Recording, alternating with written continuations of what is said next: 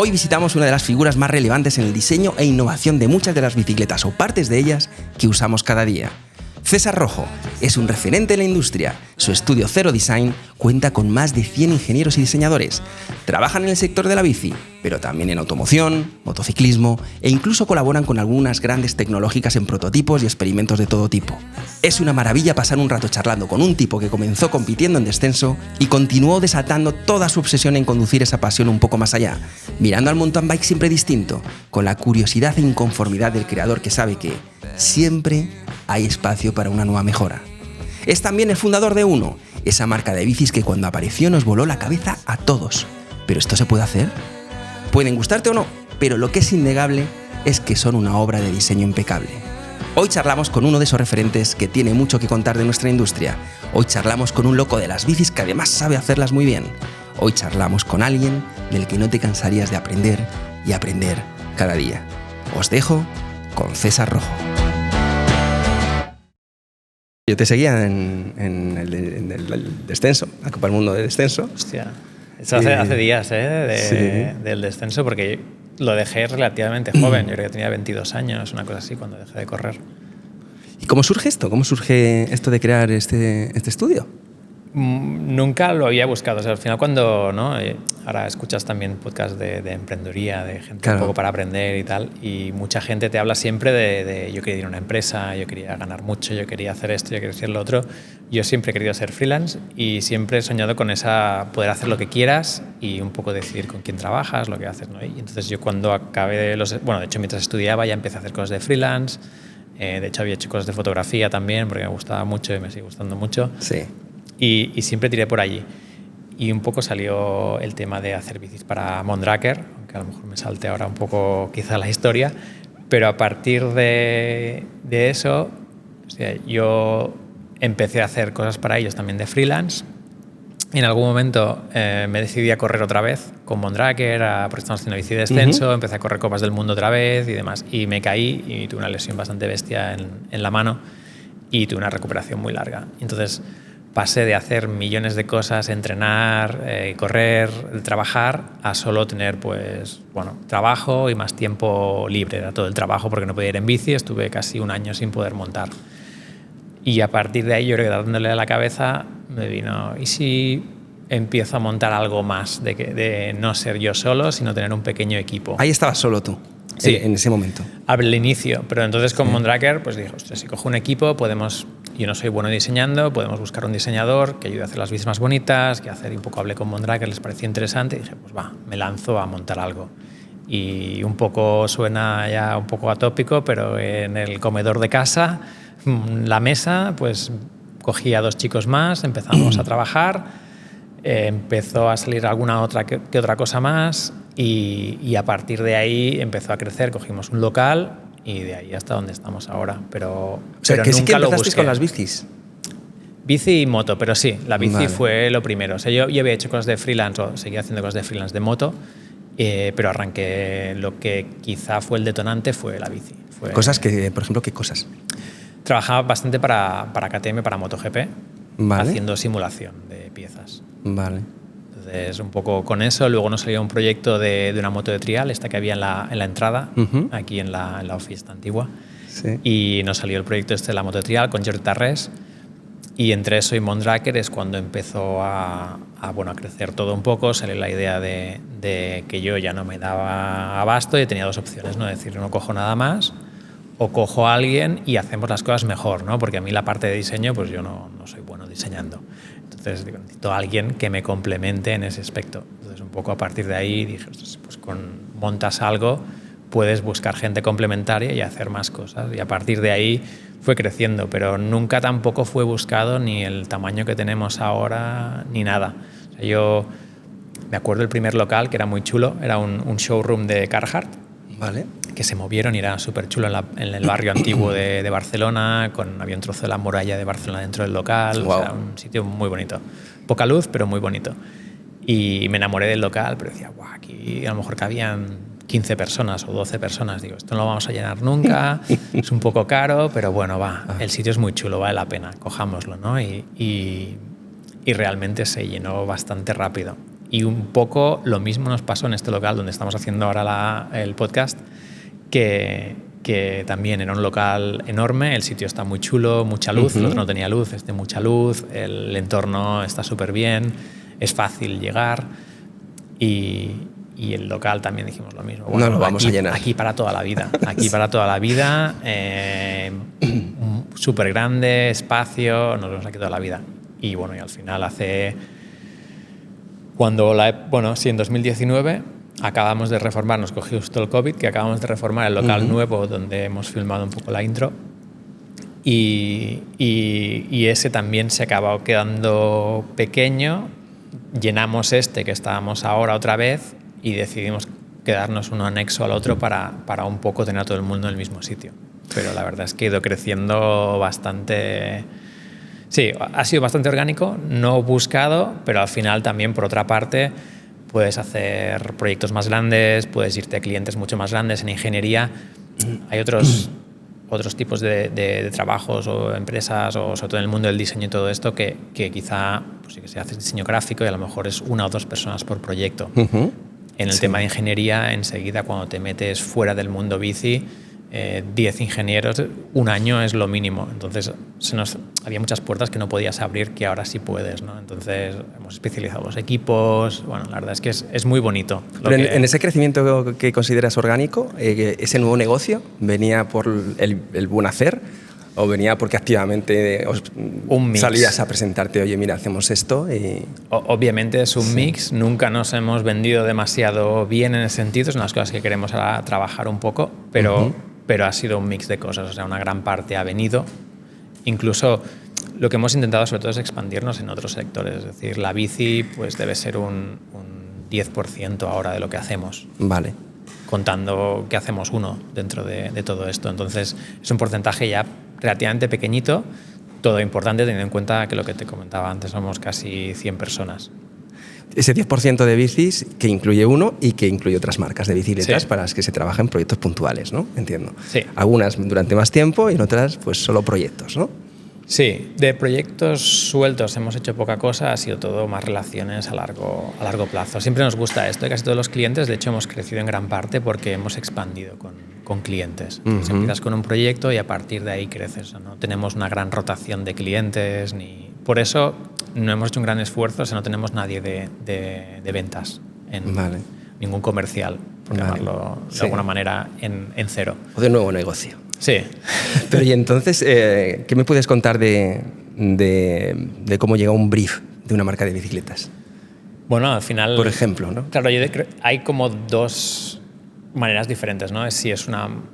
No hemos trabajado muchas veces, pero hemos hecho alguna cosa para alguna startup, ¿vale? Sobre todo más de City o alguna cosa así, donde te llega algo muy abierto de yo tengo esta idea, quiero montar una marca, tengo un inversor, pero no sé cómo hacer nada. O sea, aconséjame desde qué motor poner o qué tipo de motor, ¿no? Buje central, batería integrada, ¿no? Que se pueda sacar, etcétera.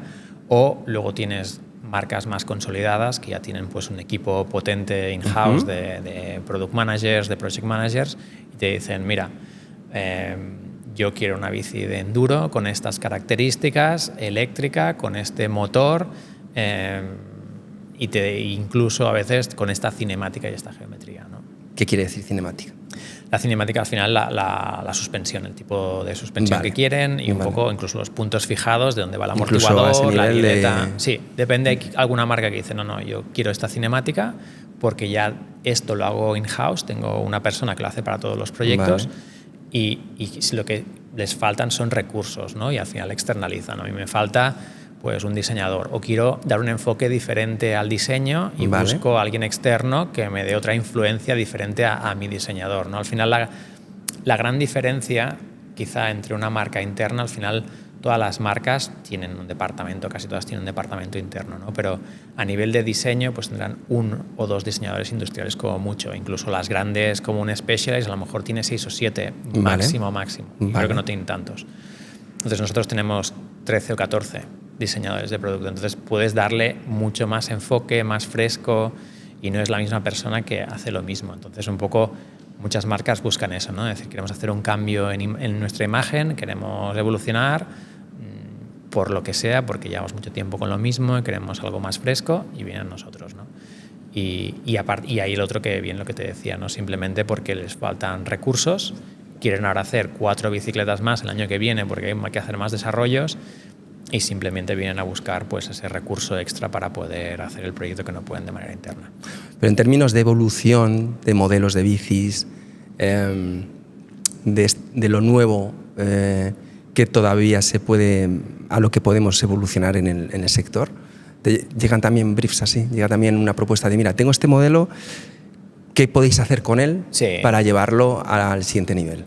Claro, al final un poco se trata siempre de esto, ¿eh? Vale. Pero hay quien viene más acotado porque ya este trabajo lo han hecho interno y lo hacen interno, ¿no? Vale. Al final tienes tú como marca de bicis, tanto nosotros como uno, como lo hace cualquier marca de bicis o de cualquier producto, tiene un equipo interno y ven un poco dónde va el mercado y qué tienen que sacar. Entonces, ahí te lo pueden presentar, como te digo, de 2 maneras. Una es decir, oye, mira, quiero hacer una bici eléctrica de enduro o de lo que sea, o de gravel o lo que quieran hacer.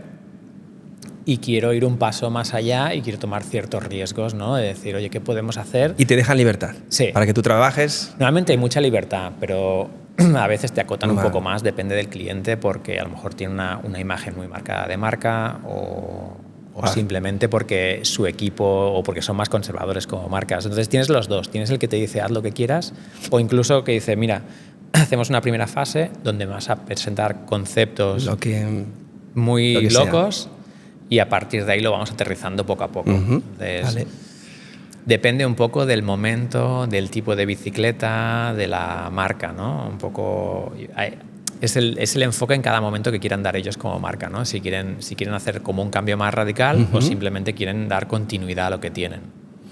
Y estamos en un momento en el que ese tipo de brief, de ir un poco más adelante, empieza a hacer bola. Ya estamos llegando a un nivel de evolución complejo de seguir tirando un poquito más para allá. Claro, a ver, cada vez es más difícil hacer cosas extremadamente diferentes, ¿no? Has de pensar que todos acaban más o menos en los mismos fabricantes.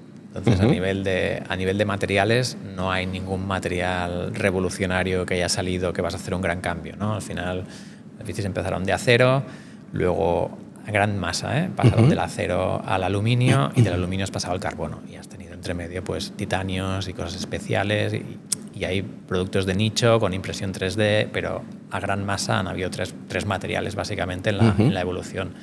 Entonces, a nivel de materiales pues poco puedes hacer, entonces evolucionas más a nivel de diseño, geometría, peso, pero claro, ya ha llegado a un punto que las mejoras son muy pequeñas, ¿no? Así como, yo que sé, en tecnología las mejoras son exponenciales, aquí ya son inversamente proporcionales, ¿no? En el sentido de que, pues, no sé, tú te miras una moto de motocross de los últimos 15 años y si no es porque el diseño se ve más moderno, tú la pruebas, tiene más o menos la misma potencia, tiene más o menos... Y lo mismo está pasando con los motores eléctricos, ¿no? Tú te coges un Bosch primera generación que lleva el platito este pequeño, que tenía aquí una fricción brutal, enorme, ruido, poco eficiente, te coges lo último y el cambio es muy grande, pero cuando empiezas a mirarlo del motor anterior al actual o al futuro que va a salir, vas viendo que cada vez el paso es mucho más pequeño, ¿no? Y es lo mismo que está pasando con suspensiones, con todo. Tú ves las nuevas suspensiones de Fox, las antiguas, y con los ojos tapados tú no notas la diferenciación. Entonces, claro, pero a vosotros a nivel de diseño de producto entiendo que toda la evolución en la electrónica y todo lo que venga por ahí os puede llegar a condicionar el replantearos decisiones en geometrías o en conceptos de bici por cómo vengan nuevos comportamientos del lado de la electrónica. ¿Puede ser? Claro, la electrónica en la bici está poco evolucionada. Entonces, pero también es la gracia de la bici. Entonces yo creo que hay un punto también donde poner mucha electrónica en la bici se vuelve peligroso, ¿no? Ahora hay las suspensiones electrónicas. Yo, por ejemplo, en la bici de rally las estoy probando. Sí. Y me parecen muy interesantes porque le veo un valor añadido bastante potente, el hecho de que se pueda bloquear, que se adapte un poco a la potencia que estás dando. Me parece muy interesante. En bici de enduro y tal, no lo veo tanto, ¿no? Ya no ves esa ventaja tan grande. Entonces, claro, al final tú has de valorar, añadir complejidad y sobre todo mucho coste, ¿no? Es el mismo efecto llevado al automóvil. Tú mira, los coches cada vez son más caros. ¿Pero por qué son cada vez más caros? Porque el coche básico antes no llevaba aire acondicionado, ahora el coche básico tiene hasta los asientos calefactados, ¿no? Entonces, el otro tenía, no sé, 20 metros de cable, un coche ahora tiene el mínimo, tiene 200 metros de cable eléctrico por dentro, ¿no?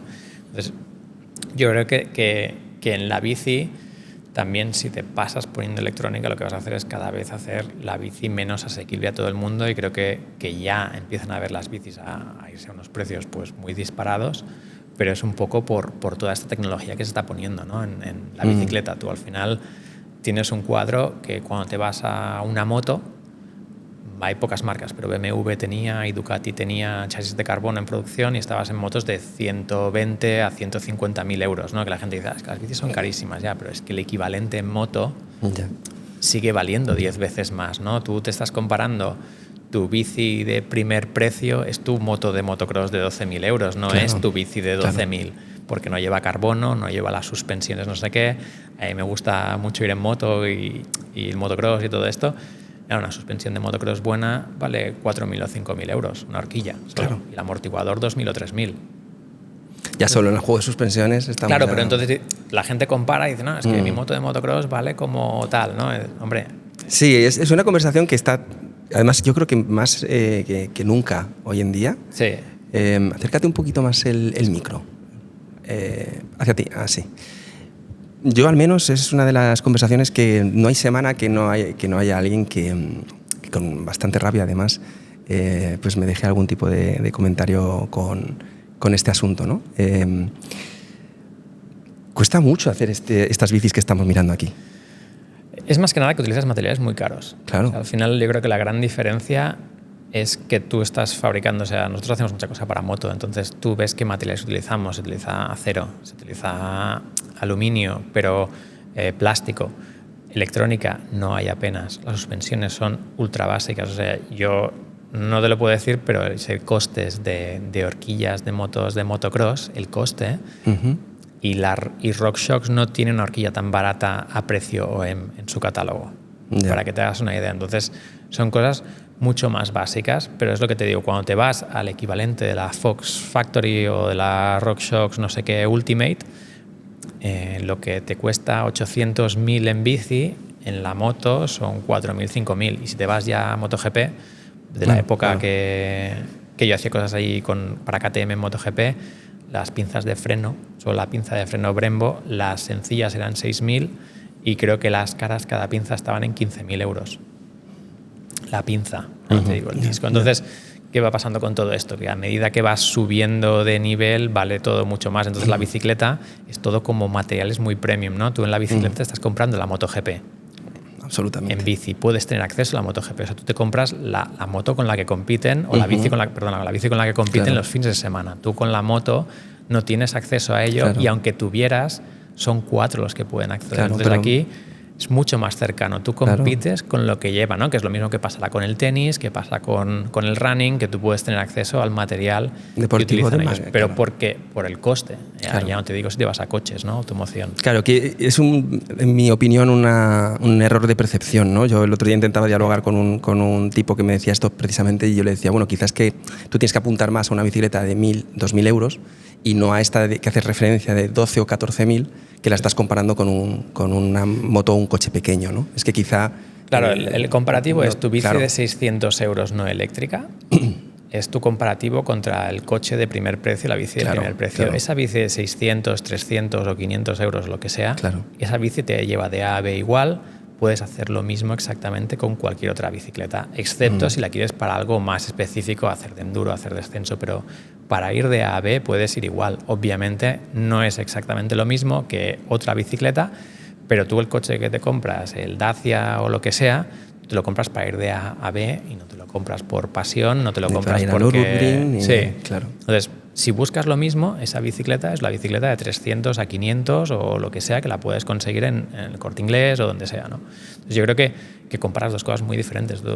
El tema o la gracia de la bici y del ciclismo es que tú te puedes comprar el Ferrari sin tener que ser multimillonario, ¿no? Claro. Entonces, un poco eso hace que la gente Pues un poco porque siempre quieres tener el producto mejor, que es normal, todos queremos lo mismo, en la bici te lo puedas permitir, en el coche o si te dedicas a las motos, lo que sea, pues la Ducati Panigale no sé qué vale, pero 40 o 50.000 la sencillita. Sí, sí. Pues claro, ahí no puedes, pero tener la Panigale de las bicis es como mucho más sencillo, ¿no? Es posible. Pero bueno, que también es verdad que yo creo que molesta un poco el cuando caes en la realización de que, bueno, que tampoco ni siquiera puedes llegar a gastarte ese dinero en una bicicleta, ¿no?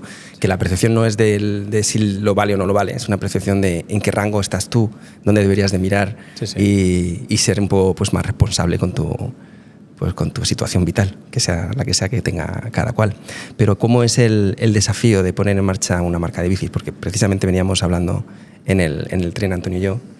No sé por qué ha salido, me preguntaba Antonio, ¿y tú no montarías una marca de bicis nunca? Y yo digo, no, ni de coña, ni de coña, jamás.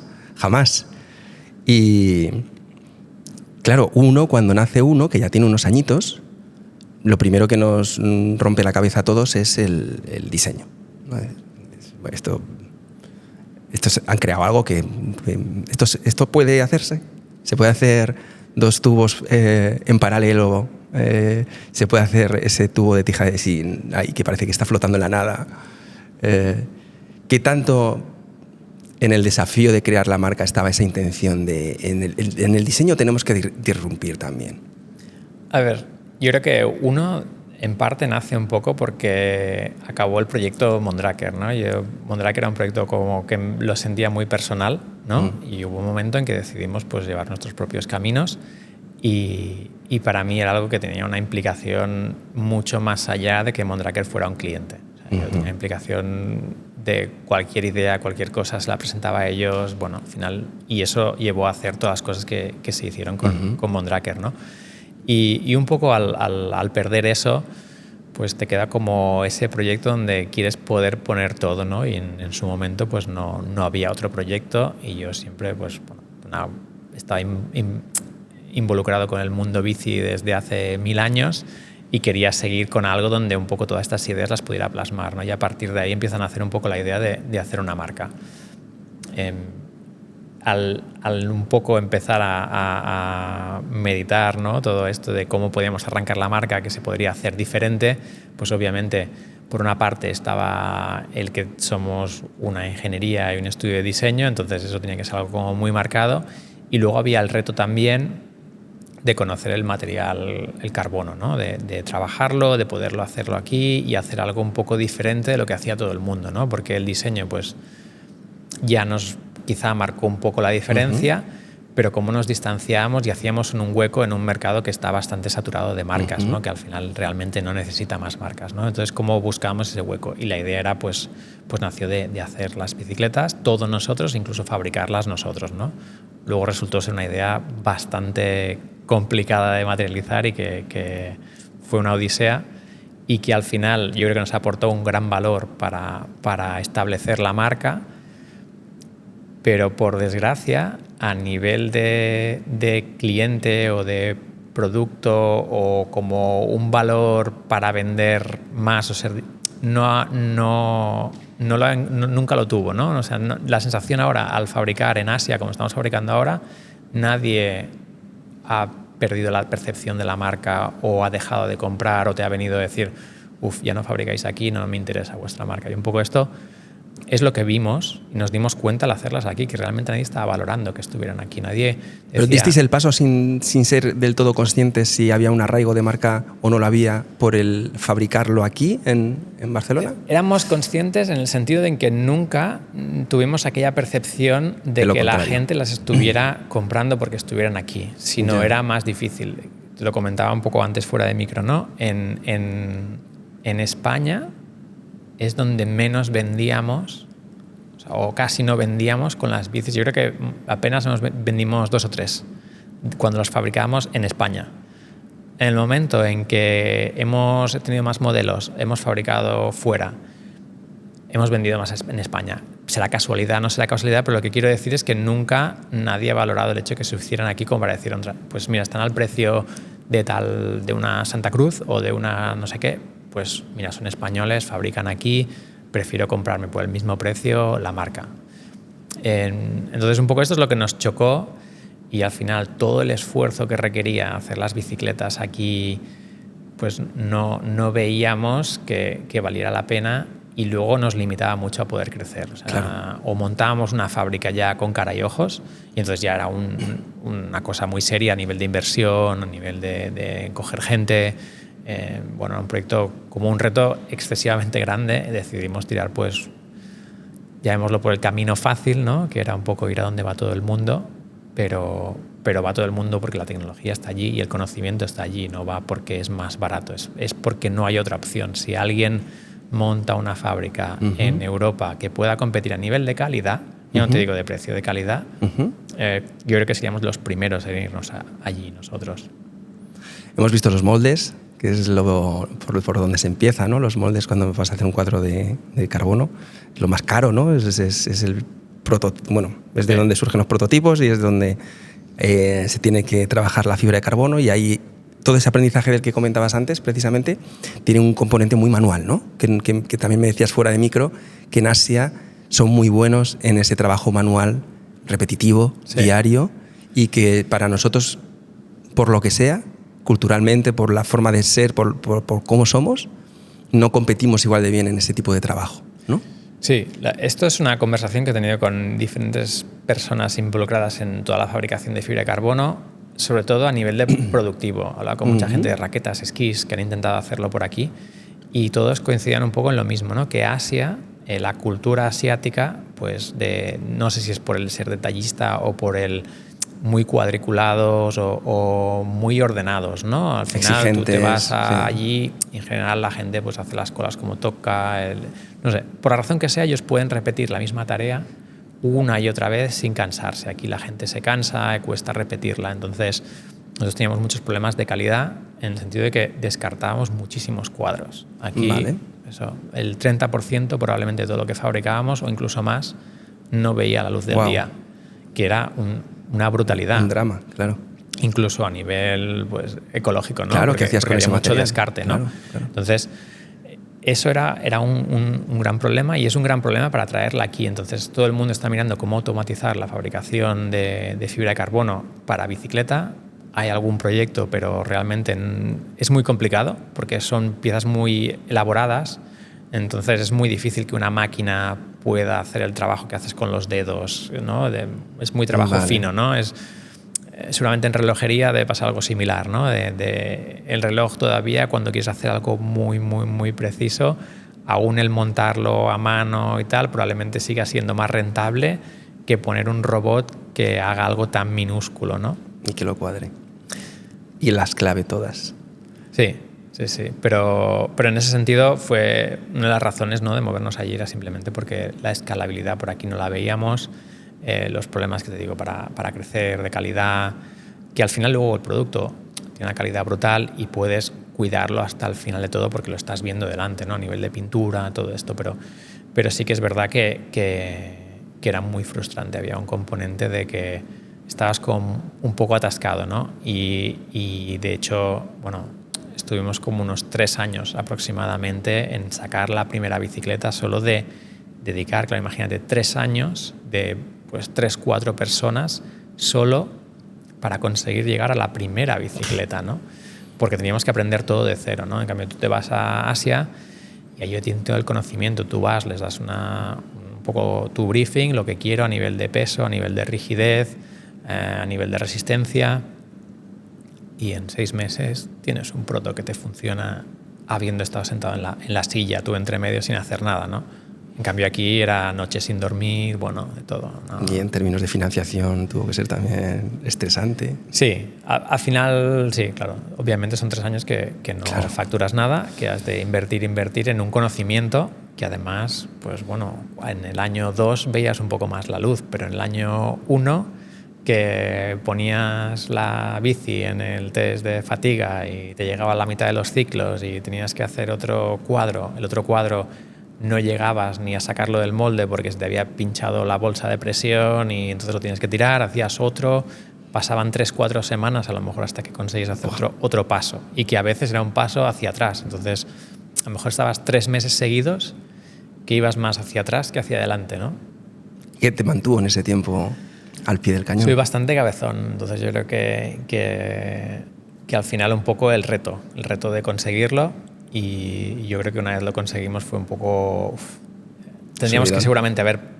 Sí, subido, pero también por otro lado luego teníamos que haber parado seguramente antes y haber asumido que no tenía sentido y que no era muy viable, ¿no? Porque incluso a nivel de costes por bicicleta, claro, cuando cuentas los descartes, cuentas las horas, todo, salían carísimas hacer las bicicletas aquí. Claro. Hoy en día sí que lo sigues viendo inviable, ¿no? Yo lo sigo viendo inviable a no ser que que se haga un proceso más automatizado. Y hay maneras, ¿eh? Hemos visto cosas, pero el problema es la inversión. O sea, nosotros hemos trabajado en algún proyecto, no en bici, pero muy similar, de piezas muy similares en termoplástico, con termoconformados, que es básicamente partes de una plancha de carbono plana y con una prensa le das forma. Vale.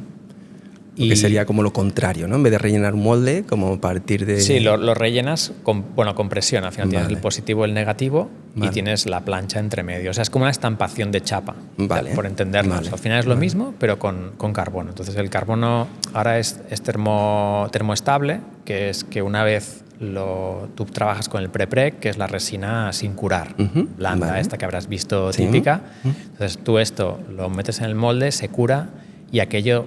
Si le das temperatura no vuelve a reblandecerse. O lo quemas, ¿no? Para reciclar el carbono con termoestable tienes que quemarlo. Quemas la resina y lo único que te quedas con la fibra. En cambio, el termoplástico, lo bueno es que lo puedes recalentar tantas veces como quieras. Entonces, el termoplástico, pues a partir de 250, 300 grados, se vuelve blando. Entonces, tú con temperatura le das forma. Entonces, tú con un proceso de varias estampaciones puedes hacer formas realmente muy complejas y llegamos a hacer hemos hecho cosas muy interesantes en ese sentido. Pero claro, cuando hicimos números, pues si unos moldes ahora de una bicicleta en 3 tallas puede estar hablando de unos 100.000 euros de inversión, ahí te ibas a unos 600, 700.000 euros. Entonces, probablemente para un Specialized, un Trek, es una cosa viable, pero para una marca pequeña es totalmente inviable, ¿no? Y el problema de todo esto es que no hay un par de empresas que están empezando a trabajarlo ya a nivel bici, pero creo que la viabilidad aún es baja. Entonces, yo creo que cuando llegue esto, sí que habrá esa posibilidad de traérnoslo aquí, porque será un proceso que la parte manual representará un 5 o un 10% versus ahora puede ser un 95% de la parte manual, ¿no? Al final tienes... Bueno, supongo que conoces un poco el proceso, ¿no? Pero al final es todo realmente manual, incluido el pulido, el pintado final, casi, todo. Sí, claro. ¿Cómo es para ti la bici hoy en día más equilibrada? ¿Cómo debe ser? Para un tío que viene del downhill, que le gusta pasárselo bien en la bici, disfrutar de la bici, un mountain biker. Sí. Tú eres un poco extremo, pero bueno, un mountain biker. No, pero yo ahora me gusta disfrutar de la bici como a todo el mundo. O sea, yo la bici ahora es un poco el desconectar. Intento obligarme, no consigo salir todos los días, me gustaría, ojalá. Pero ¿Cuántos sales a la semana? Hago 2, 3. Una semana buena hago 5 o 6, una semana mala hago 2. ¿Y qué bici es la elegida? Bueno, ahora es un poco un mix, porque vamos a sacar una bici de rally y me toca ir bastante con la de rally y luego estoy haciendo kilómetros, pero si no, es bici eléctrica. O sea, yo hace tiempo que creo firmemente en la bici eléctrica y que puedes hacer el ejercicio igual, puedes hacer mucho más. Entonces a mí me encanta, soy muy fan de la bici eléctrica. Entonces en la bici eléctrica, una bici eléctrica de estas de rally no la veo, porque choca un poco contra la filosofía de llevar un motor. Es una bici de rally. Por ejemplo, la bici de rally la he vuelto a redescubrir y me lo estoy pasando muy bien. Estamos hablando de una bici de 10 kilos con una geometría de bici de all mountain trail que baja muy bien. 120, 120. Y te salen... Sí, por ahí. Y al final, claro, el estar los 10 kilos, pues si las salidas por aquí tienen bastante desnivel, pero no sé, una salida de 20 kilómetros con 1000 y poco de desnivel te vas a unos 15 de media ya con la eléctrica con la bici normal versus 20 de la eléctrica. La diferencia no es tan grande. Entonces la bici de rally me sigue gustando y creo que seguirá teniendo futuro porque no está tan lejos del disfrute o de la velocidad con la que te mueves con la eléctrica, pero el enduro y todo esto es o vas mucho a bike park o algo así, o yo creo que la bici eléctrica ya está matando, pero va a acabar de matar del todo al enduro, ¿no? El otro día con una marca americana hablaba precisamente de esto, decía que a partir de la categoría rally, de ahí para arriba, ya no le veía sentido a ningún modelo de bici. A no ser que, claro, hagas gravity o pues o te restricciones. Vayas... Claro. Restricciones, que puedan poner restricciones. Esto yo creo que será una cosa que puede llegar a pasar, que se está masificando mucho, para bien y para mal, y puede ser que empiezan a poner restricciones en la montaña y decir, bueno, ¿cómo restringo? Pues a lo mejor restringo que la bici eléctrica, porque es la que es más popular, no la dejo ir a ciertos sitios y de esa manera restringes el número de gente. Entonces esto puede llegar a pasar. Entonces es lo que puede hacer recuperarse un poco la bici clásica, ¿no? O la bici, ¿no? Porque yo al final esto nunca sé qué nombre ponerle. Yo para mí la bici es la bici y la otra es eléctrica. A mí me pasa igual, pero yo siempre va a aparecer alguien sí, que no esté de acuerdo. Que la muscular, que la no sé qué. Sí. Yo llevo poquitos meses con eléctrica. He estirado mucho,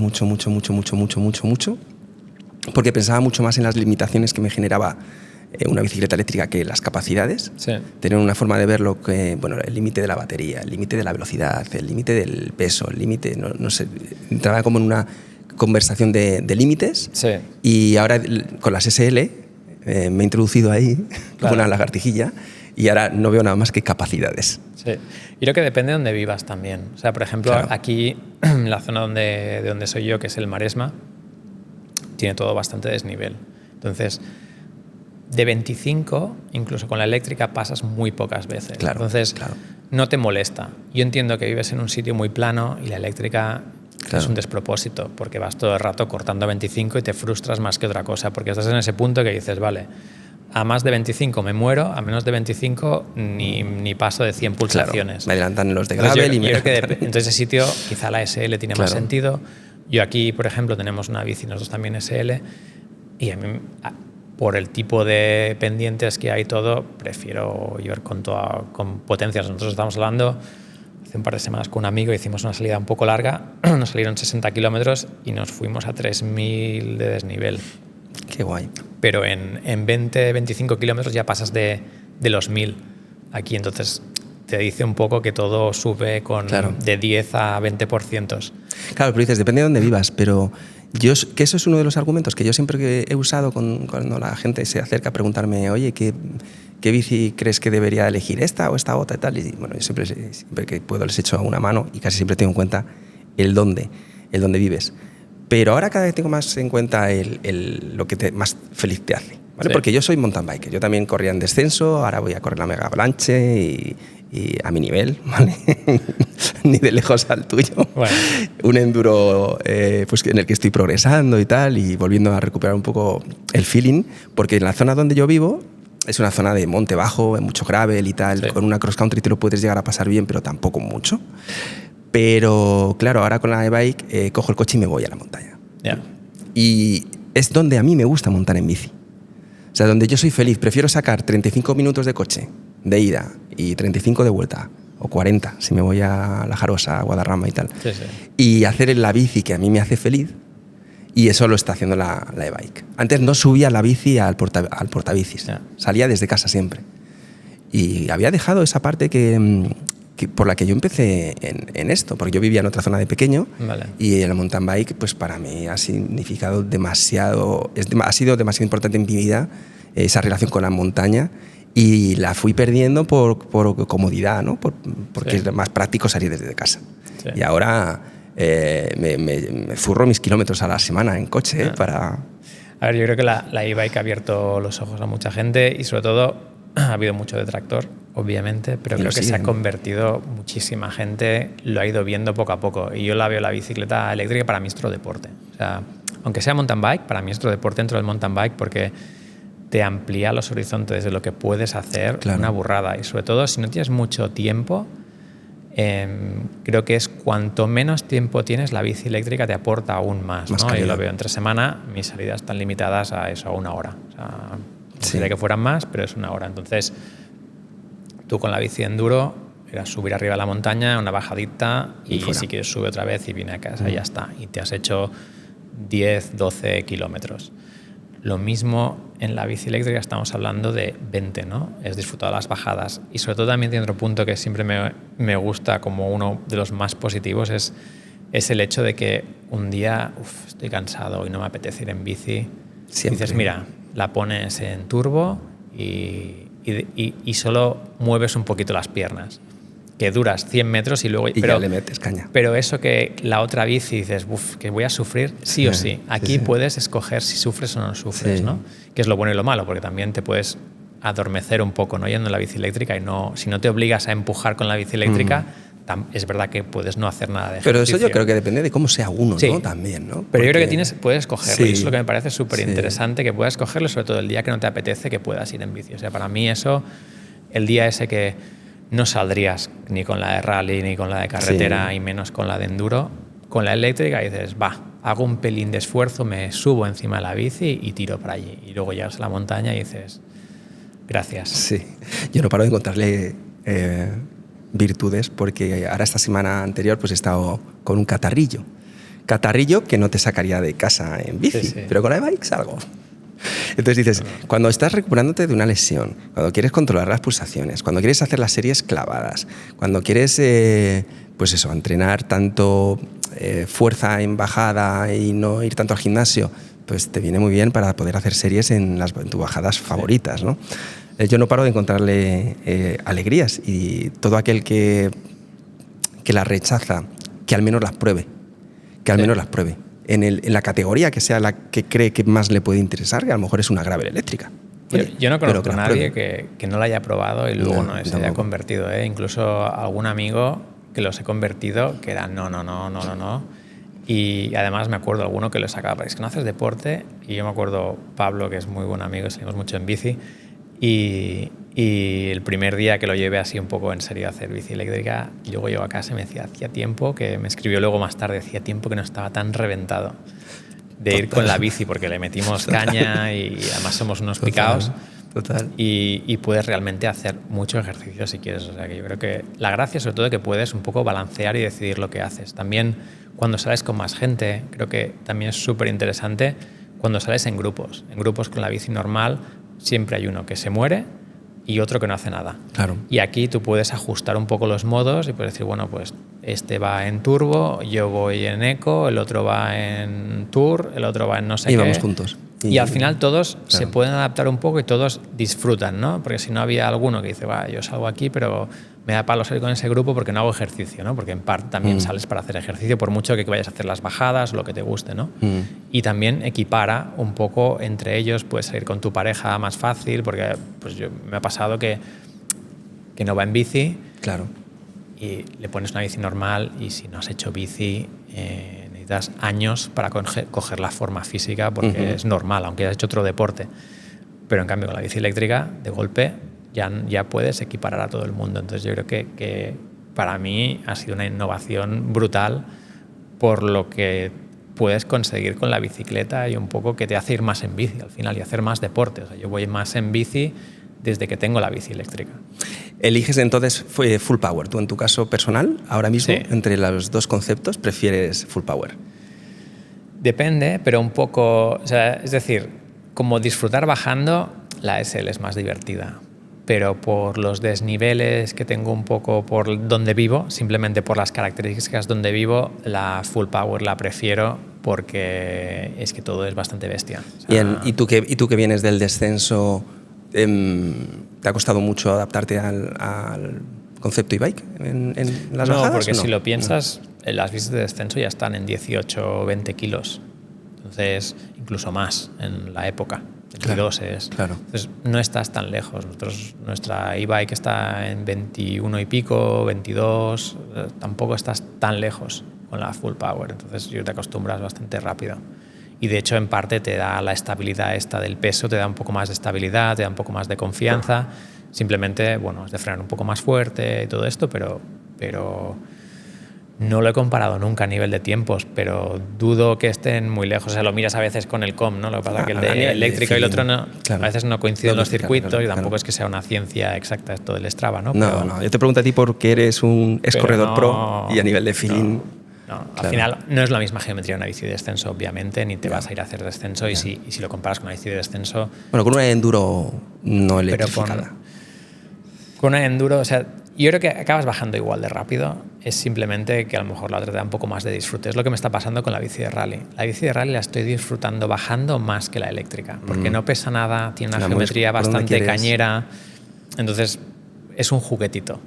Pero eso es un prototipo, ¿no? Con el que estás jugando, ¿no? Es un, verá la luz de cara al año que viene, yo creo, principios de año. Entonces estamos probando ya, pero es la versión final, definitiva, carbono, todo, estamos probando, pero hay que hacerle millas. Pero bueno, la geo todo es la definitiva, pero sí, es un poco un concepto rally de carreras, o sea, muy ligera, sub 10 kilos, pero con una geo más cercana a un trail, all mountain, te diría casi, pero sin irte a este down country, ¿no? Sigue siendo la bici de rally y es muy divertida porque tienes el peso ligero, pero una geo cañera. Entonces, la sensación de poder con una bici con 10 kilos que la puedes mover como quieras por el camino es brutal. ¿Esa geo cañera hay algún dato que se pueda desvelar? Por ejemplo, ángulo de dirección. Hola. Estamos ahí acabando de afinar alguna cosa, pero estará sobre los 66, una cosa así. Vale. Una de rally de carrera. Sí, pero la rally está muy bien. Pues me cuesta no perder la mirada y quedarme mirando los diseños desde el origen de la marca, que no sé qué quiere decir uno, por cierto. El origen es muy sencillo. Cero, ¿vale? Cero venía de César Rojo. Vale. Y un Jaume, un chico que trabajaba aquí con nosotros, pues oye, estábamos buscando el nombre, buscando ideas, y dijo, bueno, cero, ¿qué pasa con uno? Con una N, ¿no? Entonces, al día de registrarlo y todo esto, teníamos problemas con la Fórmula 1, que tiene registrado todo relacionado con el número 1. Entonces, oye, ¿le ponemos 2 Ns? Pues vale. Había una marca de ropa interior, se llamaba Uno, ya dejaron de hacerla por suerte. Entonces, al principio, pues, sobre todo en España, pero eso lo vendían en España, nos hacían bastante la coña de la ropa interior. Pero como lo bueno es que dejaron de fabricar, pues bueno, ya no. Yo creo que la coña se ha acabado y sobre todo era una marca nacional. Pero no salió de ningún brainstorming muy complejo. O sea, fue realmente continuista, la facilidad, ¿no? Continuista, decir, claro. 1, 2. Bueno, cuando te has puesto el dedito ahí antes para que se abrieran las puertas, pone 1. Sí, porque me ficharon el primero, pero no por nada más. El diseño es algo a lo que de alguna forma estás también condenado. Es decir, las bicicletas Uno mantendrán siempre este caparazón, este estilo. No, yo creo que, a ver, si miras la primera generación, que es las que vi en la entrada, son bastante diferentes, no son para nada tan radicales, son quizá más atemporales las otras.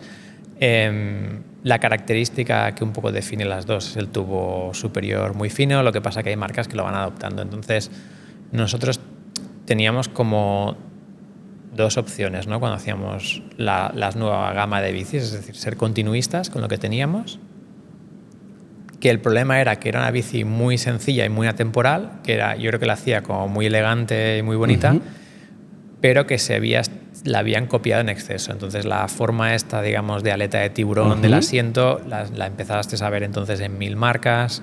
El tubo súper finito, que fuimos los primeros a hacer un tubo así de fino, lo has empezado a ver en muchas marcas.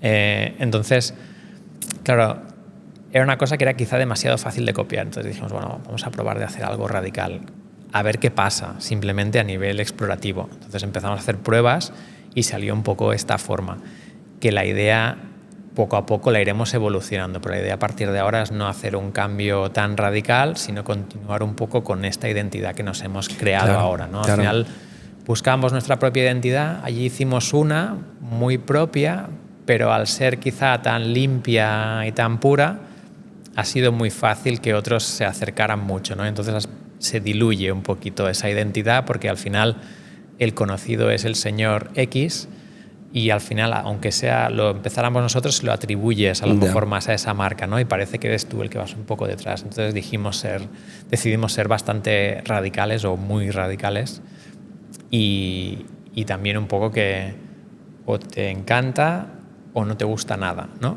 Pero también esa polaridad te ayuda un poco a vender, porque el que la quiere, la quiere. Y esto, en su día con Mondraker hicimos algo muy parecido con la Podium, con el manillar integrado, ¿no? aquel proyecto era muy interesante porque cuando hicimos el briefing con los chicos de Mondraker, ¿no? Un poco lo que se nos planteaba es vamos a hacer una bicicleta de rally para competir con los, en su época, ¿no? Con la Cannondale Flash, con Specialized. Entonces, un poco la respuesta, ¿no? Fue, después de meditarlo un poco, fue decir, a ver, no tenéis nadie en competición de rally, no tenemos los proveedores todavía y los conocimientos para hacer una bicicleta de sub 1 kilo. Entonces yo creo que va a ser una bici que para irte a ese peso ligero no puedes ponerle mucho diseño, tiene que ser una bici muy básica. Entonces va a ser muy difícil que Mondraker, viniendo del Gravity tan marcado además, pueda vender o competir directamente de tú a tú con Cannondale. Entonces, o con Cannondale, con Trek, con Specialized, con Scott, ¿no? Con los consagrados de la categoría del cross country. Entonces lo que propusimos fue, oye, ¿por qué no hacemos algo muy diferente que al final que la quiera no tenga otra bicicleta similar, ¿no? Si te gustaba aquella bicicleta, solo había Mondraker con la potencia integrada y digamos tan limpia y en su día rompedora, ¿no? Entonces eso fue un poco el approach que hicimos y realmente pues funcionó, ¿no? Y ahora un poco pues no lo han dejado de utilizar porque también Mondraker se ha consolidado dentro del cross country, ¿no? Pero hasta la generación anterior seguían apostando por esta diferenciación, ¿no? ¿Qué sentiste la primera vez que te subiste a esa bicicleta? Al final no se notaba nada, realmente, ¿no? Era más psicológico, o sea, un poco... Eso claro, es un buen tuvimos diseño. Que hacer un tope de dirección porque para no pegar la potencia contra el cuadro y alguna cosa de estas, y al principio me acuerdo que mucha gente, ¡guau!, con esto no puedes girar, y me acuerdo en la primera presentación que habían varios diciendo, no, es que esto no te va a dejar girar, no, bueno, nos dijeron de todo allí en la presentación con los dealers y tal, con Mondraker, y me acuerdo que cogimos y decimos, bueno, prueba a hacer un giro girando al máximo de dirección, y nadie conseguía girar, porque claro, tú giras 45 grados, te parece que es muy poco, pero en marcha, 45 grados, estás haciendo trial sin, claro. Bueno, nadie gira con el manillar girado a 45 grados, ¿no? Sí. Entonces, la sensación era esa, que ahora al final es como algo bastante normal, porque casi muchísimas bicicletas ya llevan topes de dirección para que no peguen los mandos o los frenos contra el tubo superior y tal. Pero en su día fue un poco chocante. Pero la bici, en el fondo, tú te subías y si cerrabas los ojos no había una diferencia con otra bici, o sea, no notabas nada. ¿Y qué pasa con el mullet? Aquí hay varias mullet, ¿no? Sí, aquí hay un mix. Hay un mix de mullet y 29-29. ¿Y esto se queda? ¿No se queda? Yo creo que sí. ¿Sí? Yo creo que se queda. Yo creo que te aporta... O sea, depende de un poco el sector, ¿no? Al final, si vas con un motor... esa ventaja de que la rueda atrás ruede un poco más. La delantera es muy diferente, ¿no? Como impacta la rueda delantera trasera en el suelo, ¿no? La delantera es como un poco, tú te chocas contra algo porque pega adelante y luego llega tu inercia. En cambio, la trasera es más que tu inercia va y estira, ¿no? Una es como chocas y la otra te la llevas a la bicicleta. Entonces, ya solo por esto, bajando, es muy diferente la sensación de llevar un 27,5 delante a llevar un 29, pero detrás no es tan grande, se reduce mucho. Entonces, yo creo que hay una ventaja de la rueda pequeña, un poco de gaps, o sea, de distancias para poder hacer pues, el basculante un poquito más corto, sobre todo en tallas pequeñas, que no te toque el sillín con esas droppers tan largas que hay ahora, que toque el sillín en el neumático cuando hace topes. Tienes la ventaja también de un poco del peso, es un poco más ligera y un poco más resistente, ¿no? La llanta pequeña, que detrás siempre es donde le pegas los castañazos a todo. Pero en una talla mediana o large... sí, lo que pasa que al final la ventaja de la 29 es que rueda algo mejor, pero cuando ya tienes mucho peso y tienes el motor también subiendo, hay algo de ventaja, pero creo que quizá los contras del peso extra del neumático grande, la llanta, que sobre todo una bici eléctrica pues sufren bastante las ruedas, te aporta más probablemente la 27,5. Nosotros hicimos un proyecto hace unos años de una bici que le podías poner todo tipo de ruedas. Con una ¿Delante y detrás? Delante yo personalmente lo notaba mucho, detrás lo notaba muy poco. Y te hablo preeléctrico, o sea, no era eléctrico. Y en descenso lo ves un poco, tienes un mix de gente ganando hay más gente ganando en el fondo con 27,5 detrás que con 29. Entonces, pero ganan con ambas, ¿no? Entonces, pero es un poco el high pivot o el pivote normal, ¿no? Pues ahora solo ganan con los que llevan un pivote bajo en Copa del Mundo de descenso. Vale. Y hubo el boom de Comensal, que yo creo que al final el descenso depende mucho del piloto, ¿no? Y la bici seguro que iba muy bien, pero yo creo que no ganaron por tener un pivote alto Comensal, porque si te fijas, cada evolución ha ido bajando el pivote de Comensal, hasta que ahora es casi bajo, ¿no? El pequeño reenvío, pero cada vez menos. Entonces, todo tiene sus pros y sus contras, pero tampoco creo que haya una fórmula ultra ganadora. Ahora, para un cross country y tal, 29-29 seguro. Para un enduro, donde tienes un motor que ya te ayuda a pasar los obstáculos, creo que aporta más el tener una llanta más resistente al ser un poquito más pequeña, porque al final todo el mundo quiere una llanta ligera, ¿no? Entonces, la de 29 o le pones 200 gramos entre el extra de neumático y el extra de llanta, o las suelen hacer un poco más ligeras para compensar. Entonces, ¿qué quiere decir? Que es un neumático que pinchas más fácil, o que puedes con el mismo peso tener un neumático reforzado en 27,5 que te pesa lo mismo que el más ligero en 29. Entonces yo creo que en e-bike sobre todo te aporta mucho. ¿En agilidad? Más. O sea, se nota, pero... En el diseño. O sea, te limita más la 29 a nivel de geometría, pero agilidad de bici es obvio que cuanto más grande y más diámetro de rueda tienes, menos agilidad, ¿no? Porque generas más inercia. Ahora, ¿hasta qué punto dices, hay una 29, ya la bici ya no gira, ya no entra? Yo lo que veo más es lo que te deje moverte en la bici. O sea, lo ves en los de descenso, que es lo más radical. Vale. Los que van con 29, si miras a alguien que lleve un pantalón clarito, verás que todos tienen el neumático marcado en el trasero. En el culete. En cambio, en 27,5, pocos. ¿Qué quiere decir? Cuando tú, como todo, cuando tienes una bici o lo que sea y tú estás en el extremo de una regulación, al mínimo o al máximo, es que probablemente tirarías un poco más.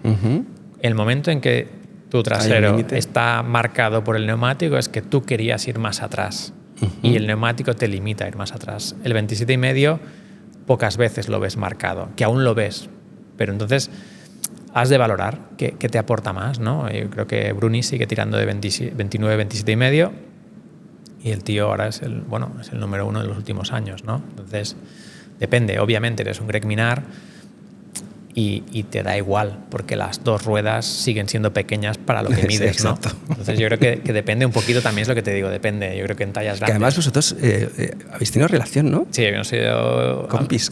Sí, habíamos sido compañeros de equipo. De hecho, este fin de semana Greg estaba aquí en el circuito de Montmeló, coincidió con mi padre y me mandó una foto, Greg, un selfie con mi padre. De mira quién me he encontrado por aquí. Sí, estuvimos en el equipo 2 años juntos y de hecho nos llevamos muy bien porque estuvo viviendo aquí cuando yo en la época que corría, eso era con 20 años, pues estuvo pasando un tiempo en casa de mis padres, pues tenía que pasar un mínimo de tiempo fuera de Sudáfrica, supongo que más de 6 meses, y se quedó un par de meses en casa, entonces tenemos muy buena relación. Sí. De hecho, tenemos la misma edad y siempre hemos estado compitiendo juntos en junior, pero los primeros cuando años. Cuando dices del equipo en Syndicate. No, en Global. Esto era en el 2001. Vale. 2001. O sea, claro, yo dejé de correr en 2002. Vale. Dejé de correr en 2002. Yo hace unos cuantos años que... 26. Sí, dejé de correr. Fue mi host en un evento, Greg Minnaar, que me regaló mi chica para correr con el equipo Syndicate en Santa Cruz. Muy bien. Y fue no podía él montar ese día porque estaba lesionado y fue quien nos recibía, quien nos ponía el café y quien nos cuidaba. Un señor en toda regla. Tipazo. Yo no entiendo cómo ha conseguido pasar por tantas generaciones de pilotos nuevos y seguir pudiendo ganar con todas las generaciones. Esto al final, él es de la generación de Steve Pitt. Claro. Él ganó con Steve Pitt en el tope. Es de la generación del G. Atherton, es la generación del Sam Hill, ha pasado la generación del Wynn, está en la generación del Bruni. O sea, ha ganado en todas esas generaciones. Sí. En cambio, tú te miras un Wynn, tuvo sus años, pero empezó a ganar y ha dejado de es que ya el último año lo veías y te sabía mal. Dices, ¿cómo él ha conseguido? Y lo mismo con Sam Hill, ¿no? De que ha pasado de arrasar Sam Hill y de estar peleándose con él a que en las últimas le costaba clasificarse para las finales a Sam Hill. Sí. Y en cambio Minnaar seguía ganando. Dices, ¿cómo has conseguido durante tantísimos años ser el mejor o de los mejores. Entonces yo me parece, o sea, es digno de estudiar, ¿no? Es el Phelps de la bicicleta o... Bueno, ¿Es el que más títulos tiene? Sí, ¿no? Es el que más copas del mundo ha ganado. Mundiales es Buyoz, porque claro, creo que tenía 9 o 10 Buyoz. Buyoz fue increíble. Además se retiró muy joven Buyoz. De la época de los franceses, ¿no? Sí, con Anne-Caroline Chesson. Sí. El que tiene más, Anne-Caroline es la que tiene más mundiales, diría. Porque creo que tiene, a lo mejor tiene 11 o algo así, o 10, y Buyoz tiene 9, estaban por ahí, pero son los que más tienen. Pero Buyoz, que tiene más mundiales, pero más copas del mundo, es Minal, que las ha ganado. Y de las pruebas estas nuevas que, bueno, ya no son tan nuevas, pero ahora que está, por ejemplo, esta del Hardline, ¿qué piensas de estas cosas, macho? Porque se les está yendo... A ver, mira, ¿has visto el gap este, no? Sí, sí, de hecho antes me ha mandado alguien una story y me ha dicho que lo han sacado para la carrera. ¿En serio? ¿Lo han quitado? Sí, lo han quitado. Ostras. Primicia. Era normal. Sí, a ver, yo vi eso, o sea, ha llegado un punto en que a mí me da miedo mirarlo. Me da miedo mirarlo porque dices... ¿Y tú te has enfrentado a cosas muy bestias? No, yo estas cosas me dan miedo. Yo bueno, lo que había en las carreras, algún saltito, algún gap y tal, pero nada bestia. O sea, nunca he sido muy fan de jugarte demasiado la vida. Ya, pero igual 5 o 10 metros de gap te sí, alguno de estos problema, sí que ha caído. Claro. Pero ¿cuántos metros eran? No, pero aquello 40, 50 eran, sí. Con una caída vertical de y con 80. una rampa mal hecha y no, eso es ahí y que caías y habían barrotes abajo, sí. que es lo que caigas, te mete el cuerpo por ahí, no sé cómo acabas. Entonces, a mí esto, el Rampage, me da miedo mirarlo, o sea, no me gusta mirarlo. Ya. En diferido, si sabes que no ha pasado nada así, pero en directo es que no, o sea, hay tanto riesgo de que alguien no salga de allí que llega un punto que tienen que poner un poco, yo creo que a veces de esas cosas, un poco de freno, ¿no? De decir, oye, vale que el espectáculo es una pasada, que el salto es acojonante, pero poner o sea, que haya una red debajo no va a cambiar la locura que es. Ya. Sí que la percepción de se puede matar o no se puede matar no está ahí, pero creo que es innecesaria. O sea, creo que es innecesario, o sea, en el gap el hardline, sí, pues tiene muchas probabilidades de no salir vivo si no llegas al otro lado. Sí, además en una zona como y Escocia... se te puede romper la llanta en la rampa, o sea, no tienes que ni fallar, puede ser una cosa que se te puede romper la llanta porque le has dado un golpe antes o el día de... lo que sea, puede pasar alguna cosa de estas y me parece quizá un poco innecesario hacer algo tan bestia. Yo creo que una de las razones por lo que lo habrán quitado es porque habrán visto que ahí se les puede matar a alguien. Yo creo que habrá sido cosa de sponsors. No le interesa que se le mate a alguien en directo, claro. pero ha llegado a este punto que yo creo que se están pasando, ¿no? Que está muy bien esto de push the limits o dónde está el límite, pero no nos pasemos tampoco. O sea, yo creo que hay un punto en que no vale la pena. No vale la pena y a muchos les obligas. Ya. O sea, hay muchos que a lo mejor 1 o 2 que deciden, vale, yo quiero hacerlo porque tengo mi reto y quiero hacer el salto más largo de no sé qué, pero habrán varios que se van a ver obligados a tener que saltar ahí y no quieren, seguro. Entonces, porque a mí me ha pasado en carreras que te ponen un salto enorme, a ti no te apetece hacer aquel salto. O sea, si pudieras, yo pasaría por el lado. Pero me obliga que tengo que quiero hacerlo bien la carrera y que quiero hacer lo que sea y tengo que saltar por el salto. Y esto en muchas copas del mundo, pues yo creo que tampoco hay tantas cosas muy radicales, pero hay muchas que estás obligando a ciertos pilotos a hacer algo que no quieren. Es parte del juego, ¿no? Y ahí quizá no es tan radical, pero aquí te vas a un punto que el que le ha llegado la invitación o se ve forzado, le han conseguido ir o tal, y de repente se encuentra eso ahí, que dice, oye, yo aquí no voy a saltar. Ya. No voy a saltar porque no me apetece jugarme la vida realmente. Ya estás hablando de que ya es peligroso de por sí, pero eso ya es un poco de cualquier fallo. Sí, porque ya de por sí todo el evento es un evento altamente de alto riesgo. Excesivo. Pero bueno, ese en particular lo estábamos viendo estos días y yo ayer me vi un vídeo, no sé de quiénes eran, precisamente pues de los mejores riders del mundo de este tipo de downhill, con lo que dices tú, con miedo, con mucho miedo. Es que es normal. Y cuando estás ante esas emociones y te dedicas a esto, te has caído muchas veces, llevas toda la vida saltando y tienes ese nivel de miedo, ostras, hay que... Que el miedo es importante, o sea, tienes que tener miedo porque si no, el problema es que te tirarás a saco o la gente en descenso, ¿no? Siempre es la típica que dices, ¿no? Para correr descenso tienes que tener miedo, para correr descenso tienes que tener miedo porque si no, no duras ni 100 metros porque dices, no freno. Claro. Y en 100 metros o explotas tú o explota la bici. Entonces, yo creo que el miedo es importante. Lo que pasa es que llega un momento en que, vale, un poco de miedo está bien, pero o algo tan peligroso que no quieras hacerlo y te sientas obligado. O sea, yo creo que esto llega al punto en que muchos se deben sentir obligados, ¿no? De ir al Rampage, de cuando ves ciertas cosas y un poco se ven obligados o porque se han vendido ellos y se han metido en un deporte de hacer cosas cada vez más bestias. ¿Ya han entrado en la rueda? Pero lo ves con 1000 cosas en motocross y tal. Entonces hay gente que ya le gusta el riesgo y es parte de pues, un poco lo que han decidido ellos como estilo de vida, pero otros que van un poco arrastrados y también creo que es un poco...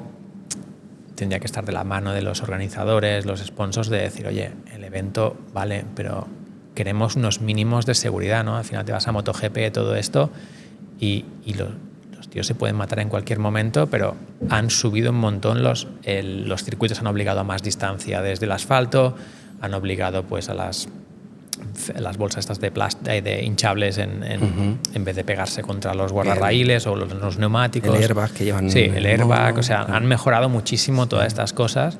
Entonces yo creo que en la bici también falta, sobre todo en estos eventos tan radicales, de decir, oye, pues si es un gap jump de un cañón de estos, pues una red de seguridad que si le pasa algo a alguien no se nos mate. O que no hace falta que se parta los brazos si falla. Claro. Pongamos eso. ¿Pierde un poco la gracia y tal? Ostras, pues no lo sé, es relativo. Yo con la red tampoco me tiraría. Hubo una época en snowboard, creo que en los años 90, en los que pasó algo parecido. El deporte estaba cada año desbocado, llevándolo al salto más grande, al extremo más grande, y empezó a haber muchos casos, no recuerdo los nombres, pero de atletas profesionales que empezaron a tener accidentes muy graves y muy feos, y el deporte se empezó a transformar y a limitar, ¿no? Pero en el mountain bike parece que todavía estamos en un punto en el que es el cross country radical, ¿no? Los circuitos de cross country hoy en día son salvajes. Sí. Hay algunos pasos que son muy bestias. Sí, yo creo que ahí en el cross country, dentro de todo, pues quizá antes la técnica no te penalizaba ni te favorecía y ahora la técnica empieza a ser una cosa importante, ¿no? Claro. Depende cómo lo quieras, ¿no? A lo mejor el cross country, pues la diferencia de hacer carretera o hacer otro deporte es que tiene también ese punto técnico. Claro.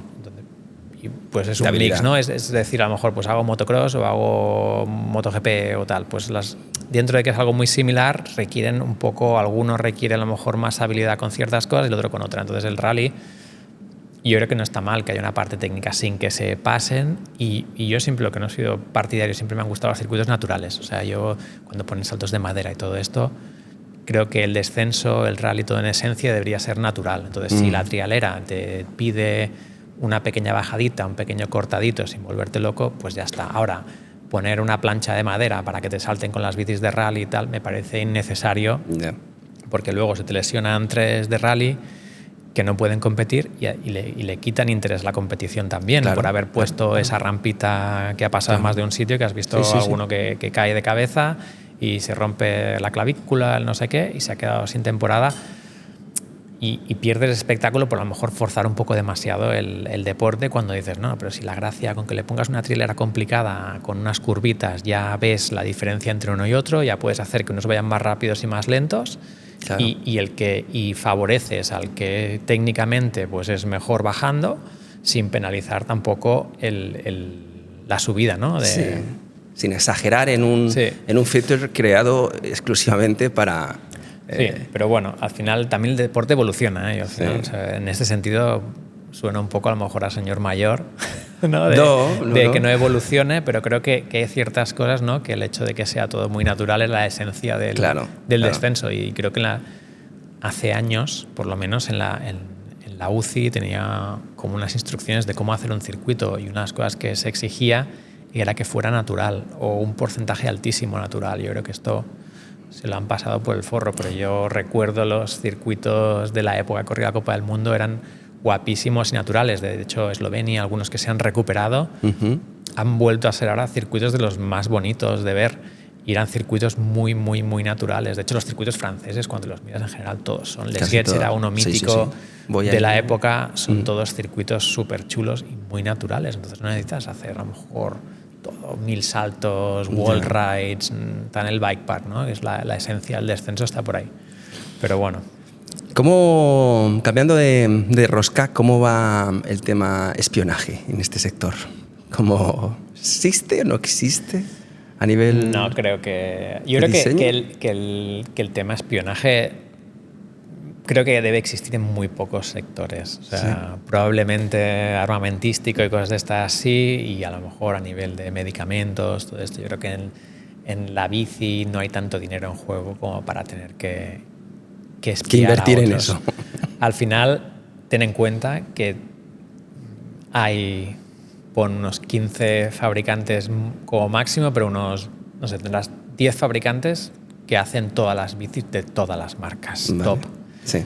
Entonces, están menos uno o dos, Specialized tiene un acuerdo para tener su fábrica exclusiva y alguna otra, pero Giant fabrica para Specialized, Giant fabrica para Trek.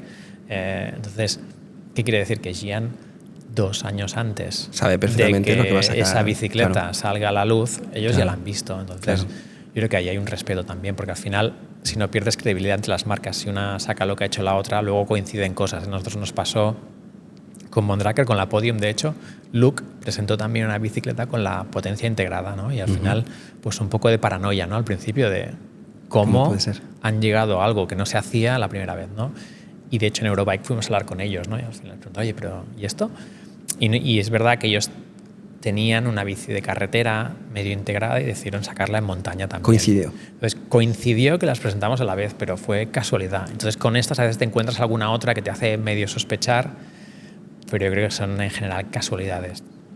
Pero sí que es verdad que vas al mismo proveedor. Entonces, tú sabes que si yo esta bici la voy a empezar a vender dentro de un año, pues un año antes, probablemente si te vas a China, depende en qué fábrica, puedes medio verla. Son bastante cautelosos, pero pues el típico cuadro que está allí de lejos y haces así, lo medio ves, pero yo creo que son cosas muy puntuales.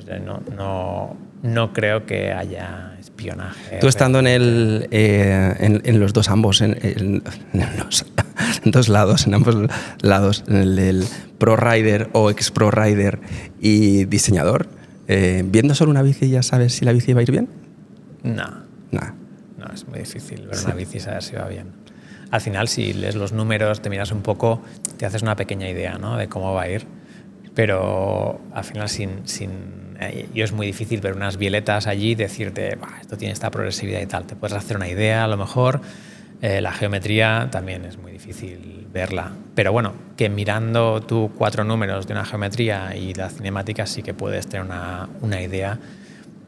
Y no te diría si es mejor o peor, o va a ir mejor o va a ir peor. También son estilos. Es decir, tú haces una bicicleta, por ejemplo, muy lineal de suspensión, es una bicicleta que va a tener una sensación de tragar muchísimo.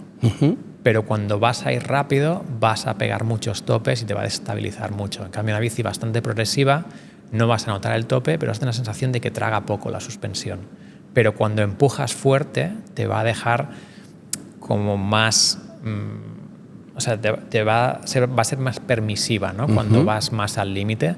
Entonces, depende de lo que busques tú como marca, pues lo que para una marca es una mala bici, para otro puede ser otra. O para un tipo de circuito, incluso piloto o rider, puede ser mejor o peor. Entonces, nosotros la bici de rally tiene la sensación de tragar muchísimo.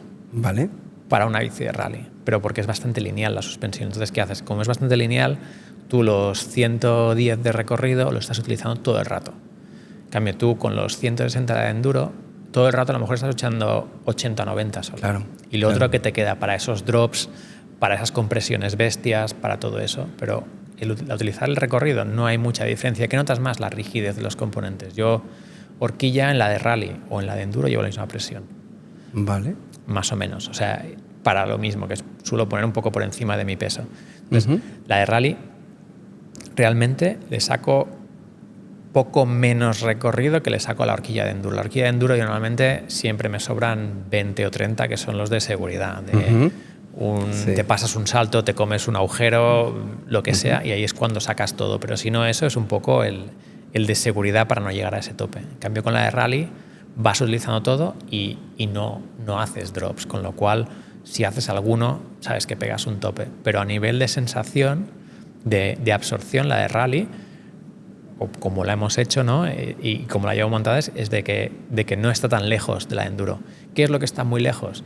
La rigidez de toda la horquilla, la rigidez de la carcasa del neumático, el grip del neumático, o sea, eso es lo que te limita allí más, ¿no?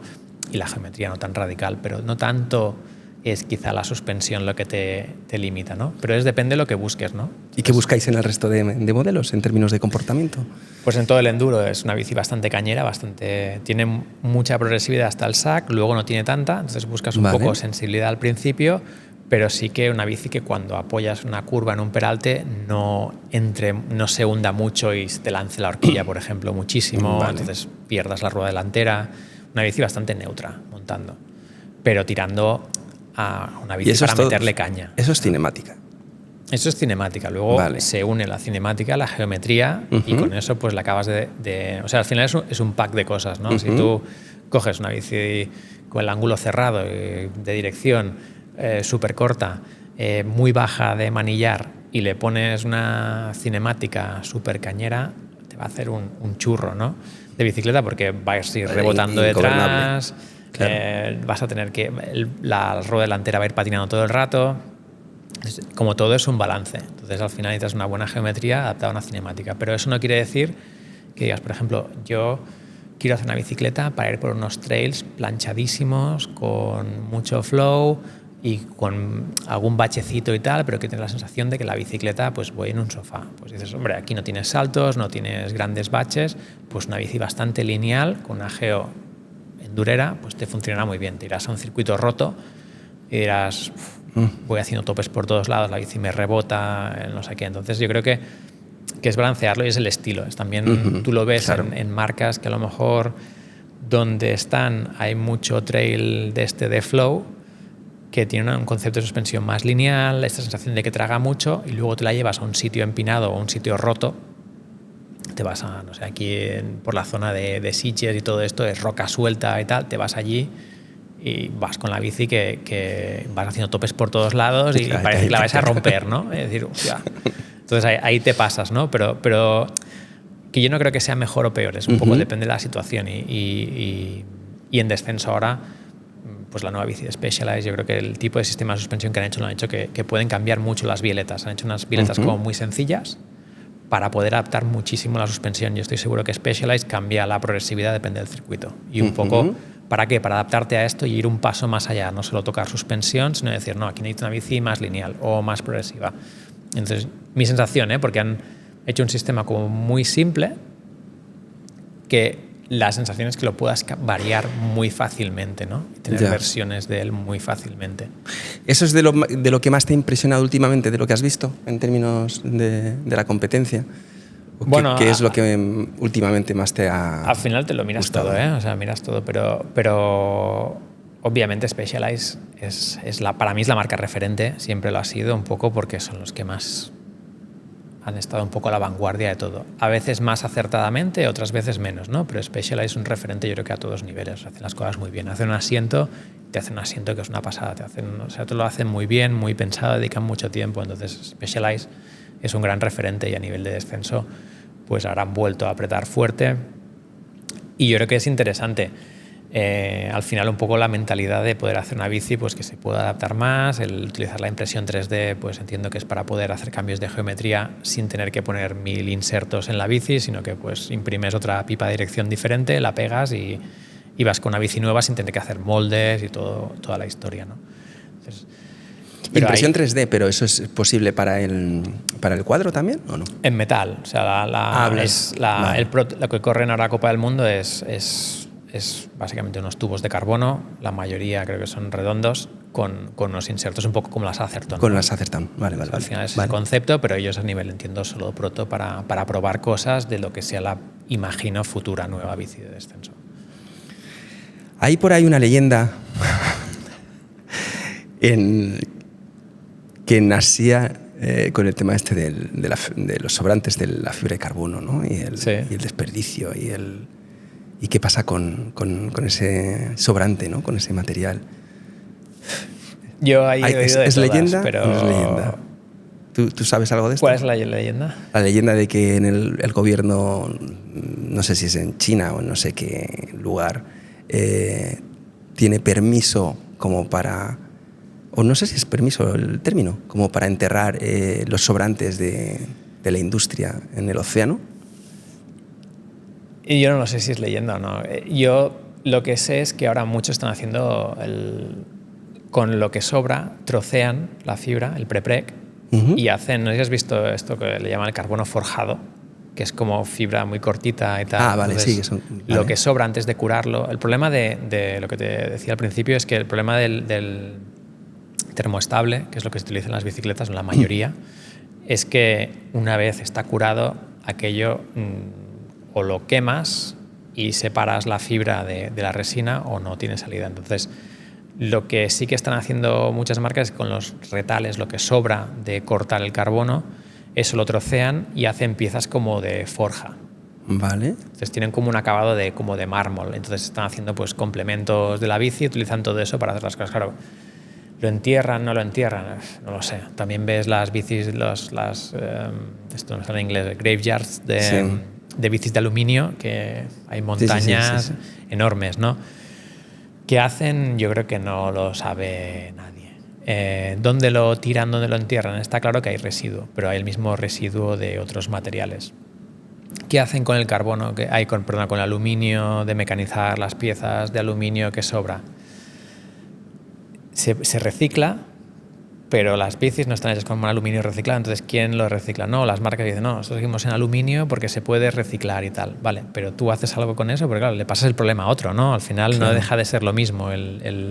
Pero es verdad que no hay una salida fácil. Nosotros una de las cosas que miramos cuando hacíamos las bicis aquí es que se podía hacer con el carbono sobrante. Uno, el que sobraba antes de curarlo, y luego qué pasaba con los cuadros descartados, ¿no? Encontramos una empresa en Madrid que los quemaba y utilizaba la fibra, pero luego cuando empiezas a hablar con ellos te decían, bueno, no utilizamos toda porque hay alguna que aún no sabemos qué salida tiene. El problema de esto es que acabas con un material que no sabes exactamente qué calidad de fibra, porque hay muchos tipos de fibra, entonces, y los cuadros a veces la mezclas y ya no te digo en otras cosas, entonces ellos acababan haciendo cosas de poca calidad. El respaldo de un embellecedor, hacían los respaldos el embellecedor de los respaldos de los aviones. Ajá, con ello, hacían cosas de estas.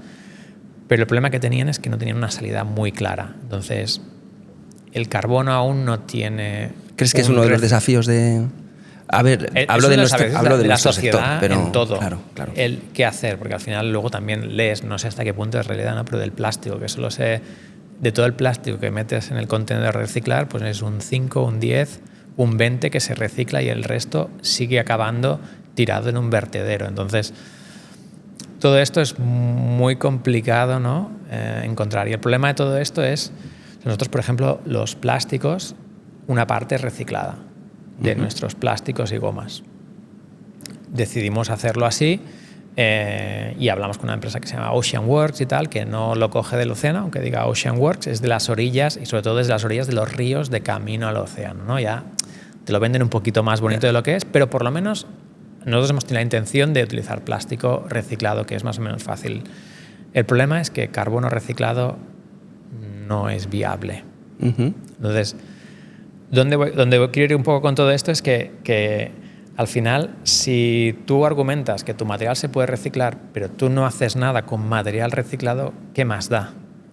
Porque tú dejas... O sea, no estás en la cadena. A los ojos del material, tú no usas material reciclado. Tú haces algo que le pasas el problema a alguien. Entonces, tú decir que mi material se puede reciclar más que el otro, pero tú no estás fabricando con material reciclado, si tú no haces el círculo, ese material no es reciclado. Otro sí que reciclará material, pero tú no. Tú usas algo que se puede reciclar, pero no lo reciclas. Entonces, un poco el greenwashing ¿no? Y es un tema delicado que intentas hacer cosas, intentas ver, pero es el carbono, no nos vamos a engañar, es un mal material en este sentido. El termoplástico es mejor, pero todavía así es difícil por la complejidad. Ya se están haciendo cosas, de cómo un poco, pues lo que te decía, en piezas no estructurales, ¿no? Pero es difícil porque también tú como marca tendrías que recoger, ¿no? Un poco aquí, pues yo qué sé, Apple y otras de estas que están, pues porque les obligan o no, pero están más concienciadas con el tema, pues ya fabrican con material reciclado, recogen ellos porque se lo pueden permitir seguramente por márgenes o lo que sea, ¿no? Pero, o han decidido como política de empresa, pues hacer ellos el círculo, ¿no? Un poco de recoger los móviles antiguos y te venden toda la historia y ya lo hacen un poco más. ¿Hasta qué punto es real? ¿Hasta qué punto es más un poco, bueno, resulta que cuando entras en los detalles es un 0,1%, ¿no? Pero yo creo que si no das toda la vuelta y haces todo el círculo, decir que tú reciclas o que tu producto es mejor porque se puede reciclar cuando tú no te encargas de que se recicle, ya, entiendo. Tiene esa doble lectura y esa doble moral, ¿no? Es decir, sí, yo reciclo y el otro dices que el otro no, ¿no? Mi bicicleta sí, o bicicletas creo que no hay ejemplos, ¿no? De realmente alguien que recicle, pero que digas, no, mi material es sostenible y el tuyo no, ¿no? Que es un poco, alguna marca de aluminio en su día lo había promocionado mucho esto, que no hacían ellos carbono, no tal, por la sostenibilidad. Pero dices, sí, pero tú haces algo con aluminio reciclado porque tu aluminio lo compras de la cantera que sale de no sé dónde, que hace un agujero y tal. Entonces, no puedes vender que tú eres reciclado cuando vas, aquí no funcionan aquí, cuando ¿no? vas contribuyendo igual a sacar materia prima. Cuando me digas, no, mis bicis son 100% material reciclado, entonces yo te hago la ola, yo me saco el sombrero y lo que haga falta, porque dices, vale, ahí estamos hablando. Y un poco es lo que hemos intentado a un nivel muy pequeñito con los plásticos, porque es muy poco plástico el que llevan nuestras bicicletas, ¿no? Pero intentas, pues bueno, poner un granito de arena. Y si ahora, porque la gente se pone un poco de moda, pues hay alguna marca que hace lo mismo, y te digo, estás hablando de, depende del tipo de plástico, llegas a un 50 o estás en un 20% reciclado. Vale. Porque pierde bastante las propiedades. ¿Qué tiene de plástico? Bueno, tienes el protector de goma, tienes pues lo de la dirección, en la bici eléctrica tienes el protector del motor. Los topes de los cables, ¿no? No, porque esto es de Fox, esos en concreto, ¿eh? Pero lo que es parte del cuadro, o sea, el cuadro en esta que tienes delante, pues tienes el protector del tubo, que es goma, el protector de los tirantes y las vainas, tienes la goma que tapa el cierre del sillín, tienes las piezas de plástico de la dirección. Goma creo que llegamos a un 50 casi, y en plástico, como lleva poliamida y es un plástico que es resistente, el reciclado se vuelve muy frágil. Y probamos con más, pero teníamos problemas que se rompía.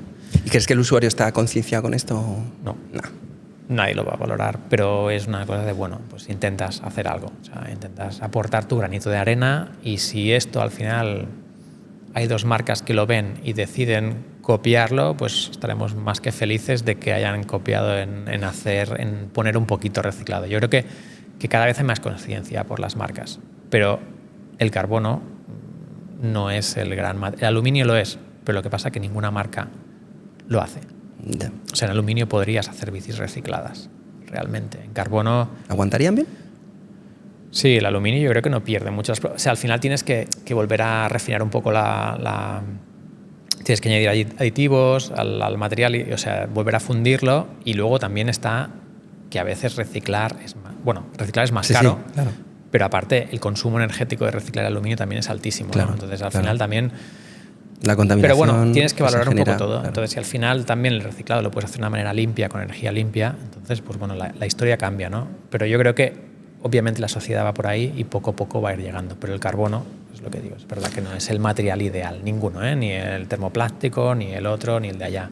Y sobre todo para mí lo importante es qué haces tú reciclado. Porque si tú no haces nada reciclado, tú no estás solucionando ningún problema. Le dices, oye, mira, sociedad, ocúpate de esto. Que alguien lo haga, ¿no? Claro.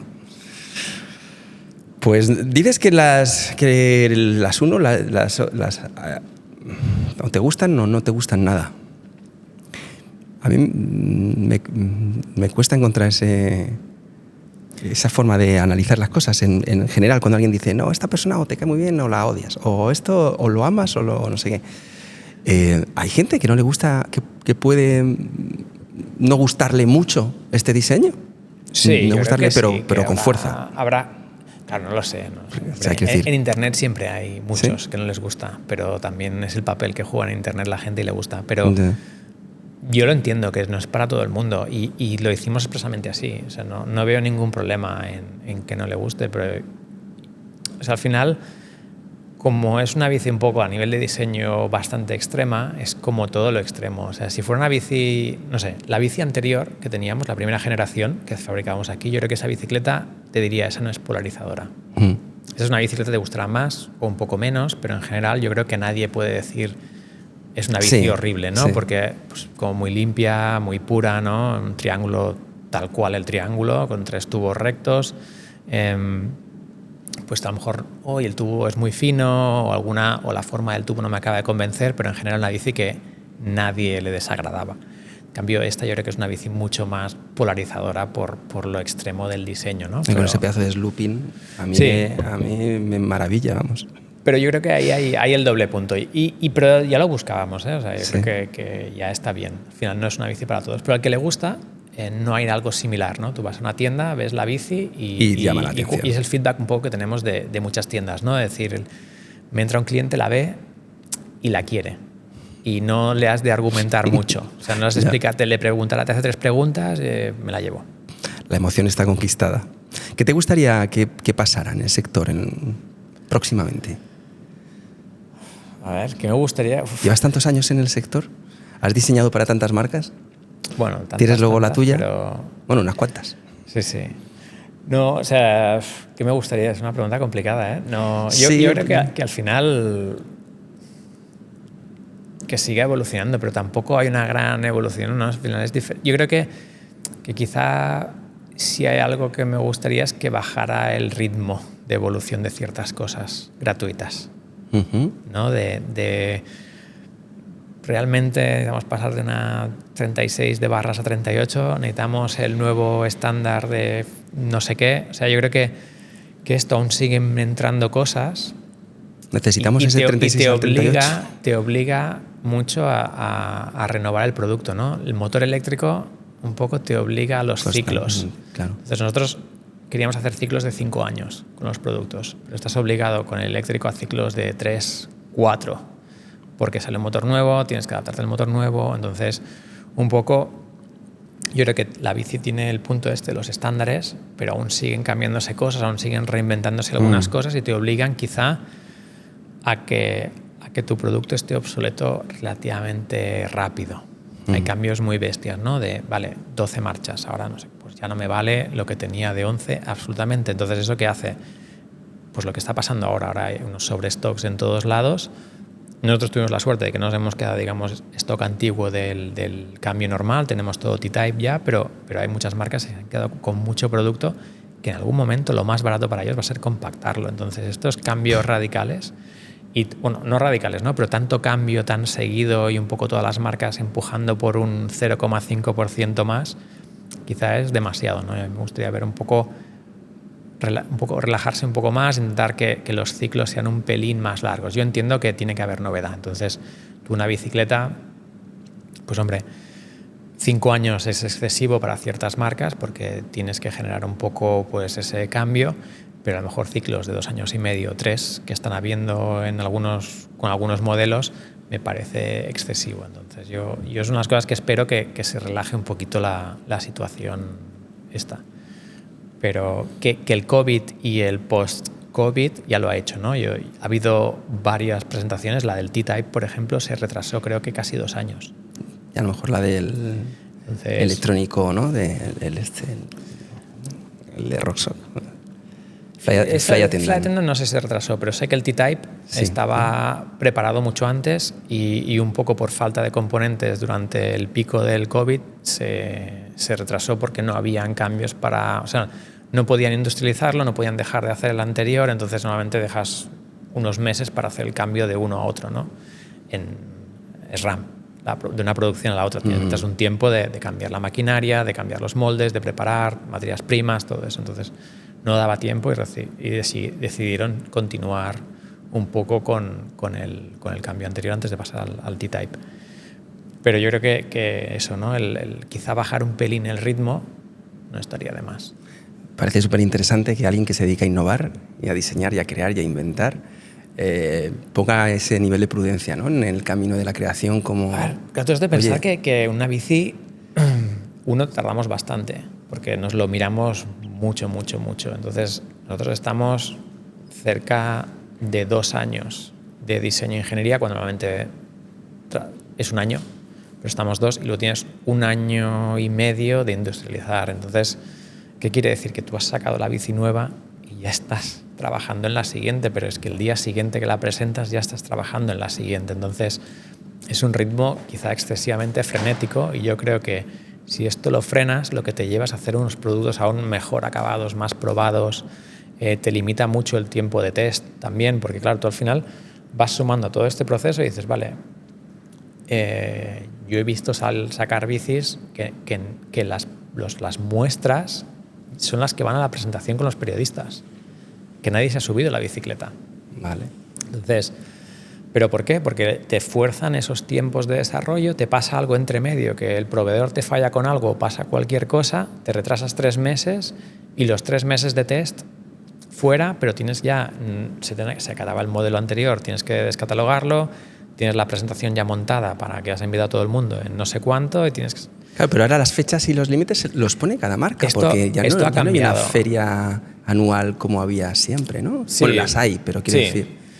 No, ya la temporalidad está cambiado un poco, sí, pero todo y así sigue el vicio de renovar. Y ya te digo, la parte eléctrica, los motores eléctricos, y yo quiero pensar que ahora el hecho de que haya habido lo que hablamos al principio, ¿no?, esta evolución tan exponencial de todas las transmisiones, bueno, motores eléctricos, transmisión para no confundir con el cambio, tan exponencial, y que ahora se ha aplanado mucho las mejoras que hay ahora de una generación nueva de Bosch, que puede haber de Shimano, son mucho más mínimas. Entonces yo lo que quiero pensar es que lo que va a pasar ahora también es que los cambios van a ser mucho menores, y no te va a importar, pues a lo mejor seguir con el motor de generación anterior, o Bosch va a hacer ciclos quizá un poco más largos porque le va a costar poder mejorar el producto y va a tener que trabajarlo durante más tiempo. Y aquí es donde iba con un poco esto, ¿no? Si te dejan 4 años entre ciclos, tienes 1 año de ver cómo va tu producto en el mercado, y luego arrancas el desarrollo con tiempo para realmente hacer suficientes mejoras, ¿no? Pero eso afecta a la venta de las bicis. Claro, claro, porque quiero decir, todas esas depende del perfil también de marca, y renovaciones. Nosotros los modelos anteriores los tuvimos 5 años, entonces nuestra idea es alargarlo e intentar un poco hacer un producto un poco más atemporal. Nosotros ahora cambiamos colores, pero la idea es estos colores se van a quedar 2-3 años, y en el futuro probablemente hagamos un color para todo el ciclo de vida de la bicicleta.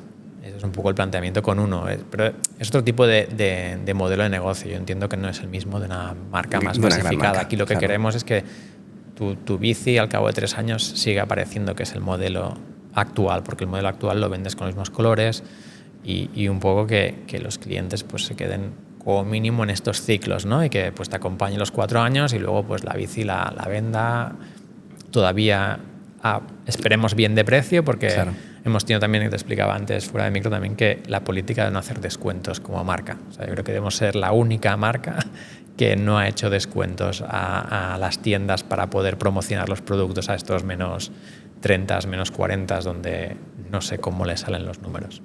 Pero supongo que con la desesperación pues vendes ya a pérdidas, porque lo que necesitas es recuperar dinero, no puedes pagar los sueldos a final de mes, ¿no? Pero realmente intentamos no entrar ahí, porque también el mercado de segunda mano no caiga en picado de las marcas, porque al final lo que haces es que tú te compraste la bici a 10, ahora la puedes comprar nueva a 6, el que se la compró a 10 ahora usada la venderá por 3. Claro.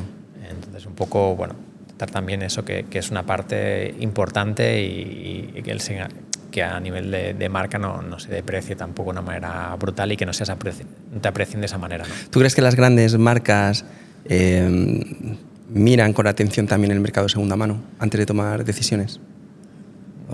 No creo. No lo sé. O sea, es difícil. Estoy seguro que hay marcas que hacen cosas, ¿eh? Y creo que, no sé si leí alguna noticia de Trek o alguna que estaba como que recompraba bicis, o te ayudaba a venderlas, o hacía hecho alguna promo en las tiendas con las bicis de segunda mano. Había algo por ahí interesante que alguna marca había empezado a hacer. No me acuerdo, ¿eh? Me refiero a que la salud del sistema pues requiere Yo esto que lo he en la visto gra- más en moto. En moto, Sí. te decía, me gusta mucho el motocross y tal, y KTM esto lo ves. El mercado de segunda mano, el precio de una KTM, por ejemplo, de enduro versus otra moto, la diferencia es brutal. Entonces KTM en segunda mano sigue teniendo unos precios bastante buenos. Entonces tú, digamos que Claro. una KTM como que es una compra que es más cara, pero vas a perder algo menos luego a nivel de venta. En cambio, a lo mejor otra moto, luego la compras más barata, pero luego es que de segunda mano no valen nada. Ujú.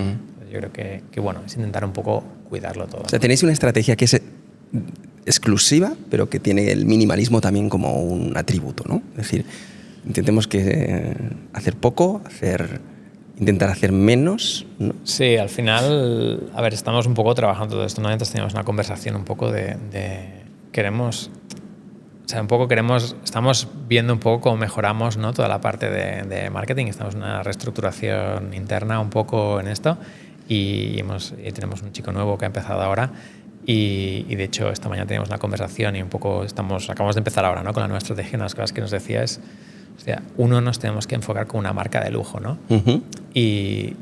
Pero, ¿qué es lujo, no? Y el lujo, el enfoque, ¿no? Que nos ha hecho un poco es, el lujo es tiempo libre.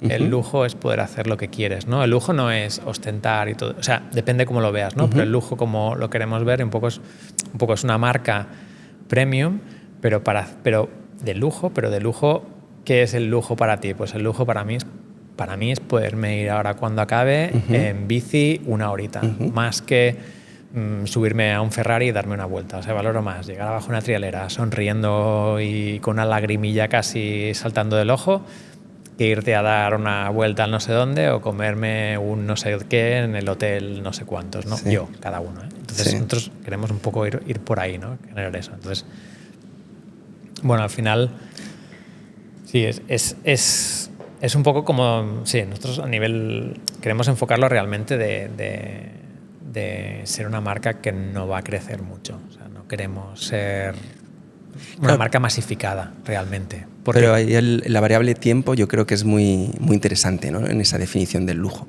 Sí. Porque sí.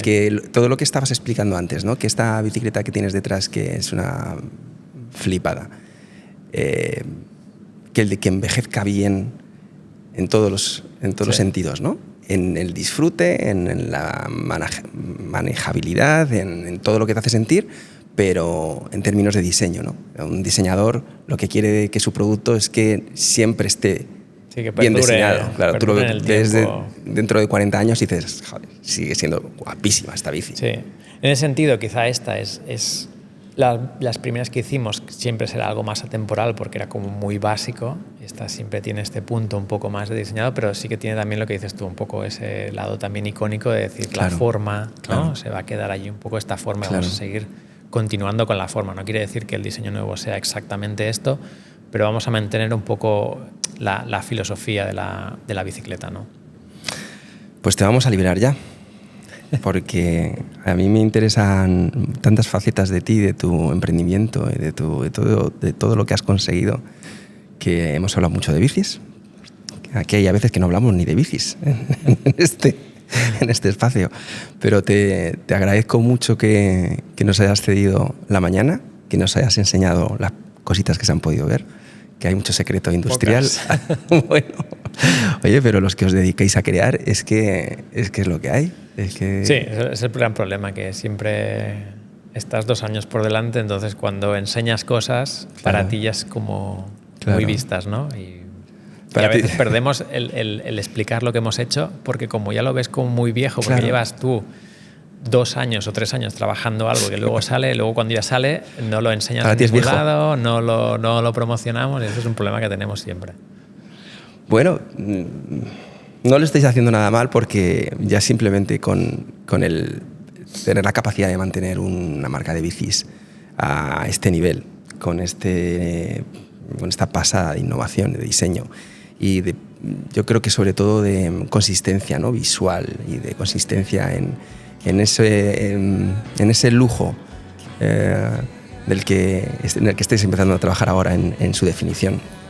A mí me parece que es un reconocimiento brutal, más allá de toda la carrera, de todos los logros, de todas las cosas que habéis hecho, de las que se saben y de las que no se saben.